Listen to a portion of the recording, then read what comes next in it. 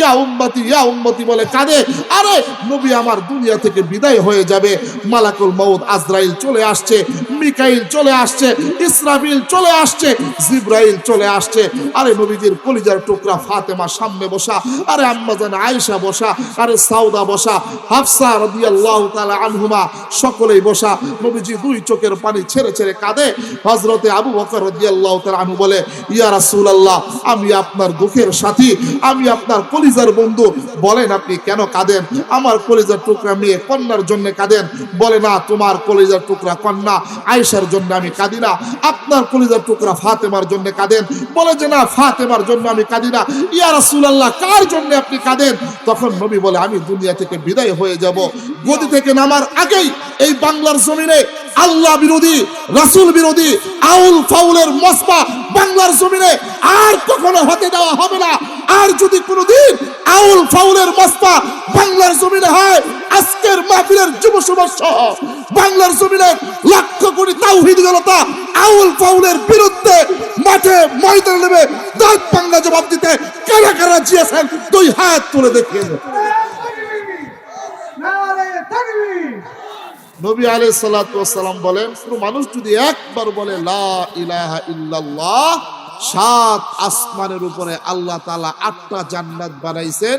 যে একবার বলবে লা ইলাহা ইল্লাল্লাহ, সঙ্গে সঙ্গে আল্লাহ তাআলা তার জন্য জান্নাতের 8টা দরজা খুলে দেন। একটু জোরে বলেন না সুবহানাল্লাহ। আল্লাহ নবী বলেন যে একবার জবানে আর দিলে একজাস্ট লাগায়া মায়া করে মোহাব্বত করে একবার শুধু বলে আল্লাহ বলে ডাক দিতে দেরি হয়, আল্লাহ তাআলা তার তামাম জিন্দেগীর গুনাহ খাতা মুহূর্তের ভিতরে মাফ করে দেন। সেই আল্লাহকে সন্তুষ্ট করে জবান আর দিলের ভিতরে মোহাব্বত লাগায় একজাস্ট লাগায় মালিককে ডাক দিয়ে বলেন তো আল্লাহ আল্লাহ আল্লাহ। হয় না, হয় না, জোরে।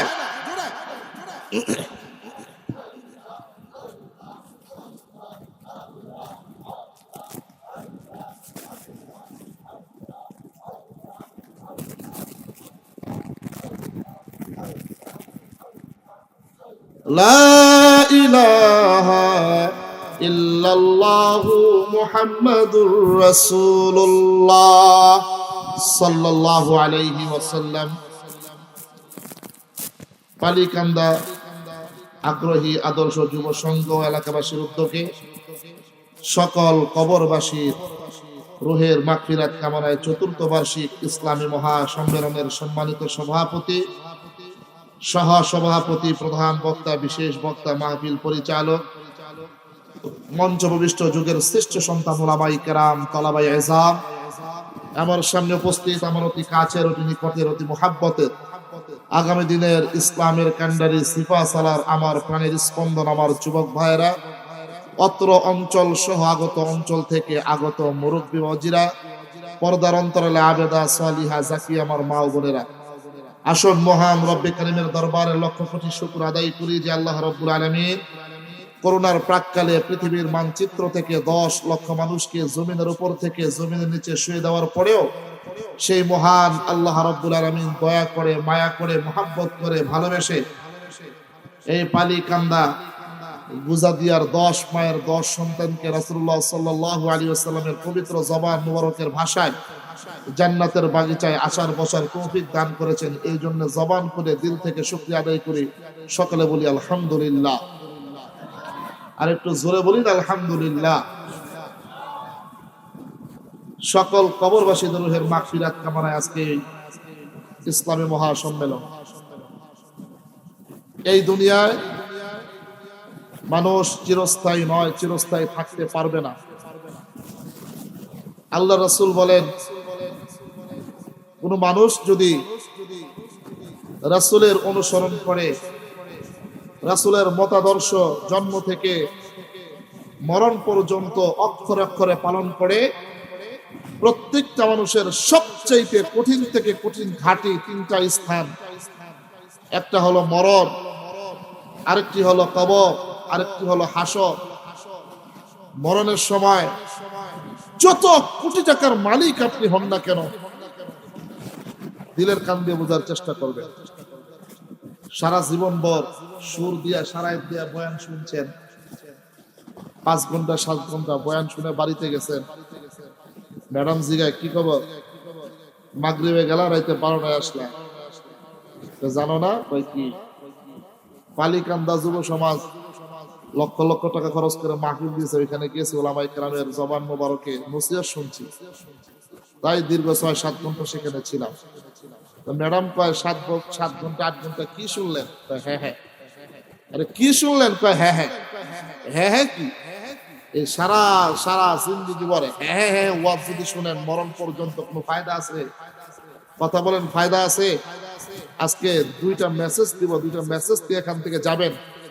আল্লাহ তাআলা যেন আমাকে আপনাদের সকলকে, পর্দার অন্তরালে মা বোনদেরকে এই 2টা মেসেজের উপরে যদি আমল করতে পারে, সূরাতুন নূরে আল্লাহ তাআলা বলেন, আমি যদি এই 2টা মেসেজ নাজিল করে কোরআনুল কারীম দুনিয়াতে পাঠিয়ে দিতাম, আর এই 2টা মেসেজের উপরে যদি কোনো মানুষ আমল করত, দুনিয়ায় শান্তি আখিরাতে মুক্তির জন্য যথেষ্ট হয়ে যাইত, আর কোনো কিছুই বান্দা বান্দির জন্য নাজিল করা লাগতো না। চিৎকার মেরে বলেন সুবহানাল্লাহ। এর মধ্যে একটা মেসেজ হলো, আল্লাহ তাআলা পবিত্র কালামুল্লাহ শরীফের 11 বার বলেছেন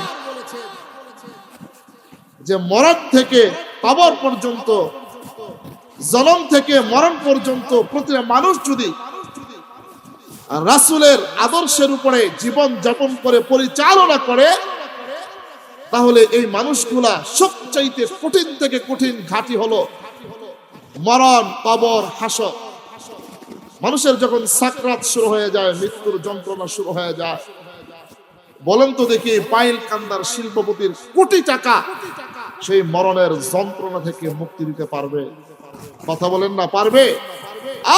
ওই কবরে যে শুয়ে আছে পাইল কান্দার শিল্পপতি, এমপি, মন্ত্রী, লাখ লাখ কোটি কোটি টাকার মালিক, আজকে ঠান্ডার থেকে বাঁচার জন্য আমরা কত কিছুই না ব্যবহার করি।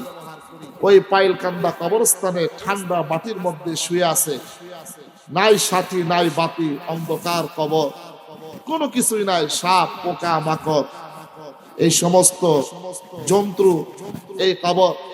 হাসরের ময়দানে নবী নিজে বলেন ইয়া নাফসি ইয়া নাফসি বলে, আমারই খবর থাকবে না। আম্মা জান আয়েশা বলেন, আমিও কি উলঙ্গ অবস্থায় হাসরের ময়দানে দৌড়াদৌড়ি করবো? ইয়া রাসূলুল্লাহ, আমার কি লজ্জা লাগবে না? আমার লজ্জাস্থান কি মানুষ দেখে ফেলবে না?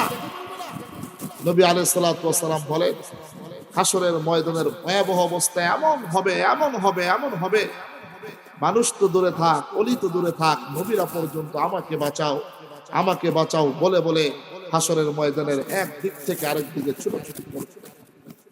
আল্লাহর নবী বলেন, যদি কোনো মানুষ জন্ম থেকে মরণ পর্যন্ত রাসূলের আদর্শের উপরে জীবন যাপন করে করে মরণের খাতায় নাম লেখায়, তো মানুষের সবচাইতে কঠিন থেকে 3টা বস্তু, 3টা জায়গা, মরণ আর কবর, হাসর, এই 3 জায়গায় রাসূল সুপারিশ করে করে আল্লাহর তৈরি জান্নাতের মেহমান বানায় দিন। সূরাতুন নিসার 69 নম্বর আয়াতে আল্লাহ তাআলা এই কথাই বলেন, ومن يطع الله والرسول فأولئك مع الذين أنعم الله عليهم من النبيين والصديقين والشهداء والصالحين وحسن أولئك رفيقا।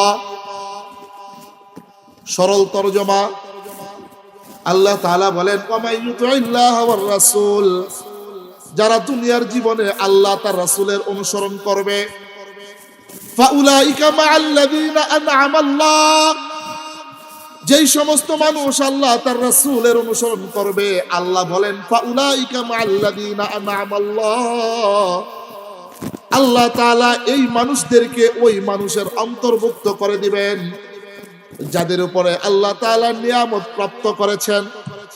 আরে দোস্ত, যাদেরকে আল্লাহ তাআলা নিয়ামত প্রাপ্ত করেছেন, এদেরকে আল্লাহ তাআলা জান্নাতের সার্টিফিকেট দুনিয়াতে দিয়ে দিয়েছেন। আল্লাহ বলেন, আমি ওই নিয়ামত প্রাপ্ত জান্নাত সুসংবাদ প্রাপ্ত বান্দাদের সাথে এই বান্দাদেরকেও আমি অন্তর্ভুক্ত করে দিব যারা আল্লাহ তার রাসূলের অনুসরণ করবে। আল্লাহ বলেন, এর মধ্যে 1 নম্বর হলো মিনান নাবিয়িন। জবান খুলে চিৎকার মেরে বলেন সুবহানাল্লাহ। যারা দুনিয়ার জমিনে আল্লাহর অনুসরণ করবে, রাসূলের অনুসরণ করবে, আল্লাহ রাব্বুল আলামিন বলেন হাসরের ময়দানে এই সমস্ত মানুষেরা নবীদের সাথে নবীদের কাতারে জান্নাতের মধ্যে দাঁড়ায় যাবে।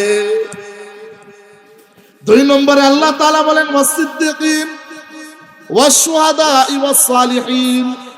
আল্লাহ তাআলা বলেন সাদিকিনদের সাথে থাকবে হাসরের ময়দানে, শহীদদের সাথে থাকবে, ওয়াসসালিহিন আমার নেককার বান্দাদের সাথে থাকবে। আল্লাহ বলেন ফাউলা ওয়া হাসুনা উলাইকা রাফিকা। দুনিয়ার জীবনে তারা তোমাদের কতই না বন্ধু, কত সুন্দর না বন্ধু, অদুস্ত বন্ধু। এই পৃথিবীতে, এই জীবনে, এই দুনিয়াতে একমাত্র কেবলমাত্র শুধুমাত্র তোমার আপন, আমার আপন একমাত্র আকায়ে নামদার তাজদারে মদিনা সরকার দু আলম জনাবে মুহাম্মদুর রাসূলুল্লাহ সাল্লাল্লাহু আলাইহি ওয়াসাল্লাম।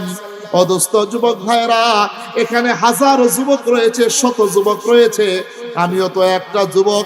আমারও তো মনে চাই তোমার মতো দাড়িটা কামাইয়া, আমারও তো মনে চাই মেসির মতো আর কাকার মতো চুলের কাটিং দিয়ে, আমারও তো মনে চাই নেইমারের মতো পোশাক পরিধান কইরা, আমারও তো মনে চাই কত কিছুকে অনুসরণ কইরা বাংলার কিং খান খ্যাত শাকিব খানের মতো স্টাইলিশ কইরা দুনিয়ার জীবন যাপন করব। ও যুবক, ও মুরব্বী, শোনো শোনো, দিলের কানটা দিয়ে শোনো, এক যুবকের আর্তনাদ শোনো, এক যুবকের কলিজা ফাটা কথাগুলি শোনো।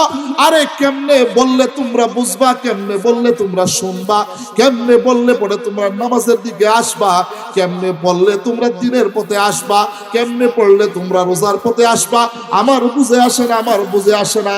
প্রতিটি রাত্রে 2 ঘন্টা 1.5 ঘন্টা 1 ঘন্টা আলোচনা করি তো করি, আমার সুর নাই, সারায়াত নাই, কণ্ঠ নাই, এলেম নাই, হেলেম নাই, শুধুমাত্র কেবলমাত্র একমাত্র মা বাবার দোয়ায় আল্লাহর 30 দিন প্রতিদিন রাত্রে তোমাদের সামনে বসে যাই, শত শত মানুষের সামনে, এই যে হাজার হাজার মানুষের সামনে কোরআন ও হাদিসের থেকে মূল্যবান মূল্যবান যতটুকু সম্ভব আলোকপাত করার প্রয়াস চালাই। এটা একমাত্র কেবলমাত্র শুধুমাত্র দিনের লাইনে আসার কারণে, ইসলাম আর মুসলমানের আদর্শ অনুসরণ করার কারণে। অদস্ত বন্ধু, এই দুনিয়ার জীবনে আল্লাহ তাআলা বলেছেন ওয়া হাসুনা উলাইকা রাফিকা। এই মার্জা হলো মিনান নাবিয়িনা ওয়াস সিদ্দিকিনা ওয়াশ শুহাদাই ওয়াস সালিহিন। আল্লাহ তাআলা পবিত্র কালামের আরেক সূরার মধ্যে বলেন মা আতাকুমুর রাসূলু ফাখুযুহু ওয়া মা নাহাকুম আনহু ফান্তাহু। আরে মুক্তি হলো সেইখানে, আরে সমস্যার সমাধান হলো সেইখানে। নবীজি মা আতাকুমুর রাসূলু ফাখুযু, আমার আল্লাহ ডাক দিয়া বলেন নবী যা নিয়ে আসছে তার অনুসরণ করো, তা আঁকড়িয়ে ধরো। ওয়া মা নাহাকুম আনহু ফান্তাহু, আর রাসূল যা থেকে নিষেধ করেছে তা থেকে তোমরা বেঁচে থাকো। এই 2টা কাজ যদি করতে পারো, আমার নবী যা নিয়ে এসেছে তা যদি পুঙ্খানুপুঙ্খানুরূপে আঁকড়িয়ে ধরতে পারো, আর যা থেকে নিষেধ করেছে তা থেকে যদি বেঁচে থাকতে পারো, আল্লাহ তাআলা জানায় দেন মরণে, কবরে, হাসরে সেই নবী তোমার আমার জন্য সুপারিশ করে করে আল্লাহর তৈরি জান্নাতের মেহমান বানায় দিবে। রাজি আছেন ইনশাআল্লাহ? রাজি আছেন তো ইনশাআল্লাহ? হ্যাঁ, আপনি আমি কাকে বন্ধু বানাই বলেন? আরে দোস্ত বলেন না, কাকে বন্ধু বানাই, কাকে বন্ধু বানাই? এখন তো অনেক আছে বলবেন হুজুর এই দুনিয়ায় মা তার সন্তানকে কত ভালোবাসে, কত ভালোবাসে, কত মোহাব্বত করে। হ্যাঁ দোস্ত, কথা সঠিক, কথা সঠিক। যেই মা তোমাকে আমাকে 10 মাস 10 দিন গর্ভে ধারণ করেছে, আরে মা তোমাকে আমাকে ভাড়াটিয়ার মতো গর্ভে ধারণ করতে গিয়ে মা কতবার তোমার আমার পেটের ভিতরে লাথি খাইছে, মা কত রাত ঘুমায় নাই, মা কত দিন খায় নাই, আরে কলস কলস রক্ত অতিবাহিত করে মায় দুনিয়ার আলো বাতাস দেখাইছে। আরে 2 বছর 2.5 বছর তোমার আমার মা রক্ত আর পানি দুধ বানায়া খাওয়ায়া তিল তিল করে মানুষের মতো মানুষ করেছে। আমি বলি মা তোমাকে আমাকে ভালোবাসে, খোদার কসম করে বলি, খোদার কসম করে বলি, সেই মার স্বার্থে যদি আঘাত লেগে যায়, সেই মার সাথে যদি আঘাত লেগে যায়, ও দুস্থ নসুন্দির, ওই নসুন্দির মনোহরদির এই খবর 2021 সালে পুরা পৃথিবীর মানচিত্রে খবর হয়ে গেছে। আরে মা পরকিয়া করে, বাবা ইটালি থাকে, মেয়েটা দেখে ফেলেছে। মেয়ে বলে, মা, বাবা এত কষ্ট করে ইটালি থেকে টাকা পয়সা পাঠায়, তুমি পরকিয়া করো। মা এটা ইসলাম সমর্থন করে না। আরে কে বলেছে মা তোমাকে আমাকে এত বেশি ভালোবাসে? কে বলেছে দোস্ত? মা খাবারের সাথে বিষ মিশায়া নিজের কন্যা সন্তানকে দুনিয়া থেকে বিদায় দিয়ে দিয়েছে। আরে বলবেন, বাবা বাবা অনেক কষ্ট করে তোমাকে আমাকে মানুষ করেছে। আরে কে বলেছে? স্বার্থে আঘাত লাগলে, আরে ওই কুমিল্লা মুরাদনগরের ঘটনা পুরা পৃথিবীর মানচিত্রে মানুষ খবর পেয়ে গিয়েছে। কুমিল্লায় মুরাদনগরের ঘটনা, বাবা ইয়াবা খায়, ইয়াবা খায়, পেন্সিল খায়, ইয়াবা অ্যাডিক্টেড। ছেলের কাছ থেকে ছেলে অটো রিক্সা চালায়, প্রত্যেক দিন টাকা চায়, যদি টাকা না দেয় ছেলেকে মারে, মাকে মারে। একদিনকার ঘটনা, তার শরীরে ইয়াবার যখন নেশা উঠে গিয়েছে, টাকা পায় না, কোনো কিছু পায় না, ছেলের সাথে ঝগড়া। আরে ধান কাটে যে কাঁচি আছে, ওই কাঁচি দিয়া ছেলের গলা জবাই করে দিয়েছে। কে বলেছে মা তোমাকে ভালোবাসে? আরে কে বলেছে বাবা তোমাকে ভালোবাসে? বলবেন, হুজুর বন্ধু বন্ধুকে কত মোহাব্বত করে। আমার বন্ধু যদি আমার সাথে কক্সবাজার আর সাজেক কুয়াকাটা না যাইতো, আমার মনটা আনন্দদায়ক হইতো না। আরে দোস্ত, স্বার্থে আঘাত লাগলে, আপনারা দেখেছেন সেই চট্টলার পাহাড়ি অঞ্চলের ভিতরে এক বন্ধু 7 বন্ধু এক বন্ধুকে জবাই করে রান্না করে খেয়ে ফেলেছে। কে বলেছে দোস্ত? একমাত্র কেবলমাত্র শুধুমাত্র আপনার আমার জন্য নিঃস্বার্থভাবে এখনো রওজায় আতহারে শুয়ে শুয়ে ইয়া উম্মতি ইয়া উম্মতি বলে কাঁদে, ইয়া উম্মতি বলে কাঁদে। আরে নবী আমার দুনিয়া থেকে বিদায় হয়ে যাবে, মালাকুল মউত আজরাইল চলে আসছে, মিকাইল চলে আসছে, ইসরাফিল চলে আসছে, জিবরাইল চলে আসছে। আরে নবীজির কলিজার টুকরা ফাতেমা সামনে বসা, আরে আম্মা জান আয়েশা বসা, আরে সাউদা বসা, হাফসা রাদিয়াল্লাহু তাআলা আনহুমা সকলেই বসা। নবীজি 2 চোখের পানি ছেড়ে ছেড়ে কাঁদে। হযরতে আবু বকর রাদিয়াল্লাহু তাআলা আনহু বলে, ইয়া রাসূলুল্লাহ, আমি আপনার দুঃখের সাথী, আমি আপনার কলিজার বন্ধু, বলেন আপনি কেন কাঁদেন? আমার কলিজার টুকরা মেয়ে কন্যার জন্য কাঁদেন। বলে, না, তোমার কলিজার টুকরা কন্যা আয়েশার জন্য আমি কাঁদি না, আপনার কলিজার টুকরা ফাতেমার জন্য কাঁদেন। বলে যে, না, ফাতেমার জন্য আমি কাঁদি না। ইয়া রাসূলুল্লাহ, কার জন্য আপনি কাঁদেন? তখন নবী বলে, আমি দুনিয়া থেকে বিদায় হয়ে যাব। ইয়া উম্মতি, বলেন আমার উম্মতের কি হবে?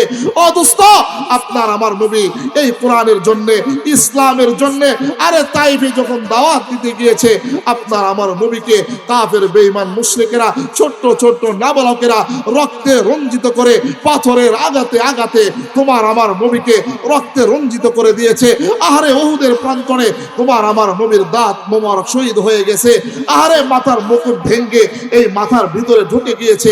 নবী আমার এত কষ্ট করেছে, ইসলামের দাওয়াত দিতে গিয়ে নবীর জন্মভূমি মক্কা ছেড়ে মদিনায় হিজরত করতে বাধ্য হয়েছে। নবী শুধুমাত্র কেবলমাত্র এখনো শুয়ে শুয়ে নবী তোমার আমার জন্য কাঁদে। আরে আমার মালিক ডাক দিয়া বলে, ইন কুনতুম তুহিব্বুনাল্লাহ ফাত্তাবিউনি ইউহিব্বুকুমুল্লাহ ওয়া ইয়াগফির লাকুম যুনুবাকুম।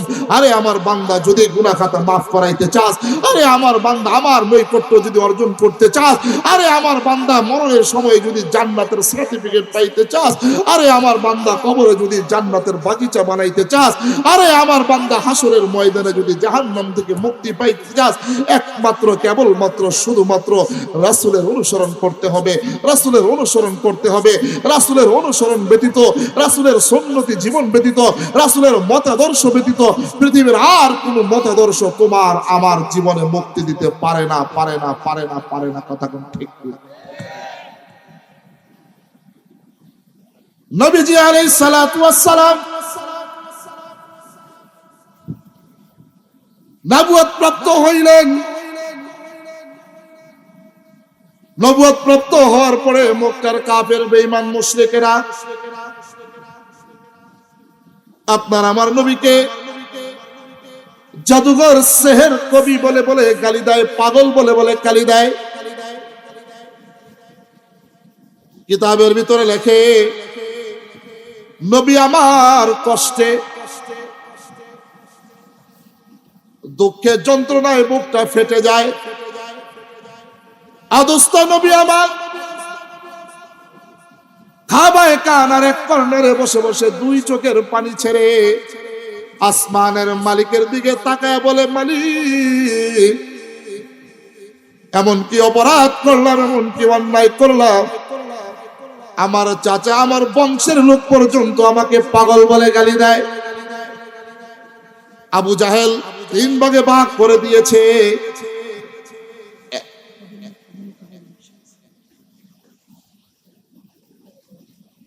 এক ভাগ আবু জাহেল মক্কার বেঈমানদেরকে 3 ভাগে ভাগ করে দিয়েছে। এক ভাগ খানায় কাবায় তোমরা পাহারা দিবা, মুহাম্মদ যদি কালিমার দাওয়াত দিতে আসে তাকে পাগল বলে বলে তোমরা আখ্যায়িত করবা। আবু জাহেল আরেক ভাগ পাহারা দেওয়ার জন্য নির্দিষ্ট করলো। নবী আলাইহিস সালাতু ওয়াস সালামের ঘর থেকে খানায় কাবা যাওয়ার রাস্তা, এই রাস্তার মধ্যে কিছু লোককে দাঁড় করায় দিল। মুহাম্মদ ঘর থেকে খানায় কাবা যাওয়ার রাস্তায় যদি দ্বীনের দাওয়াত দেয়, কালিমার দাওয়াত দেয়, পাগল বলে বলে তাকে আখ্যায়িত করবে। আরেক প্রকার আরেকটা দল আবু লাহাবকে লিডার বানায়া আবু জাহেল ঘরের কোণার চতুর্পাশে আখ্যায়িত করলো, নির্দিষ্ট করে দিল নবীজি যদি ঘরের আশেপাশে কাউকে ইসলামের দাওয়াত দেয়, দ্বীনের দাওয়াত দেয়, আবু লাহাব তোকে লিডার বানাইলাম, তুই মুহাম্মদকে এই দ্বীনের দাওয়াত থেকে ফিরাবি। কয়টা দল করছে কথা বলেন? কয়টা? একদল খানায় কাবা, একদল নবীজি ঘর থেকে খানায় কাবা যাওয়ার রাস্তায়, আরেক দল নবীজি যে ঘরে বসবাস করে এই ঘরের আশেপাশে। এমনিতে শাম দেশ থেকে ইহুদিদের পণ্ডিত, অনেক বড় পণ্ডিত, সে চলে আসছে উট নিয়ে উট বিক্রি করতে। আস্তে আস্তে আস্তে আস্তে আবু জাহেলের দরজার মধ্যে করানক করলো, দরজা খুলে দিল, ডাক দিয়া বলে কি তোমার পরিচয়, কোথা থেকে তুমি আসছো? ইহুদিদের পণ্ডিত ডাক দিয়ে বলে তুমি কে, তোমার কি পরিচয়? বলে আমি এই মক্কার লিডার, সবচাইতে বড় লিডার, নাম আমার আবু জাহেল। ইহুদি ভয় পেয়ে গেছে। আবু জাহেল ডাক দিয়া বলে তুমি শাম দেশ থেকে মক্কায় কেন আসছো? ইহুদি বলে এই যে দেখো আমার 17টা বড় বড় উট আছে, এগুলো আমার সম্বল। আমি মক্কায় উটের বাজারে উট বিক্রি করতে আসছি। আমি এই উট বিক্রি করে কাপড় নিয়ে শাম দেশে গিয়ে ব্যবসা করব। আবু জাহেল বলে তোমার উটগুলা দেখতে বড় সুন্দর, তোমার উটগুলা হৃষ্টপুষ্ট, আমি আবু জাহেলের কাছে বিক্রি করে দাও। বলো কত বিক্রি করবা? বলে আমি এত টাকা বিক্রি করবো। 17টা উট 17,000 দিরহাম। আবু জাহেল কয় ঠিক আছে, আমি তোমার এই উটগুলা 17,000 দিরহামে কিনে নিলাম। আবু জাহেল 17,000 দিরহামে উট কিনে গদি থেকে নামার আগেই এই বাংলার জমিনে আল্লাহ বিরোধী, রাসূল বিরোধী আউল ফাউলের মসবা বাংলার জমিনে আর কখনো হতে দেওয়া হবে না। আর যদি কোনোদিন আউল ফাউলের মসবা বাংলার জমিনে হয়, আজকের মাহফিলের যুব সমাজ সহ বাংলার জমিনে লক্ষ কোটি তাওহীদি জনতা আউল ফাউলের বিরুদ্ধে মাঠে ময়দানে নেমে দাঁত ভাঙা জবাব দিতে কারা কারা জিয়েছেন 2 হাত তুলে দেখিয়ে দেন।